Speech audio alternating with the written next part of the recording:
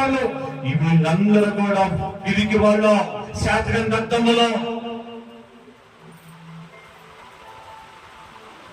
కొంతమంది మాతలు మింగుతారు, కొంతమంది గాజు మింగుతారు. అవునా? మనం 10 పెళ్ళి పెళ్ళు ఎందుకు వాడు మిగులు పెళ్ళి చచ్చిపోవడానికి చచ్చిపోవడానికి అదే చెప్పండి. స్తోత్రం కలుగుగాక. ఒత్తుళ్ళు ఉంటాయి, ఒత్తిడి మధ్య నువ్వు ఆలోచించు. ఒత్తులు ఉంటాయండి, నష్టాలు ఉంటాయి, కష్టాలు ఉంటాయి, బాధలు ఉంటాయి, హింసలు ఉంటాయి, సమస్యలు ఉంటాయి. నిలబడు.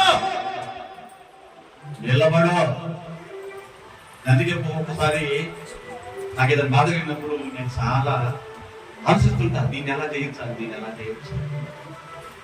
ఎలాగా చేయించాలి.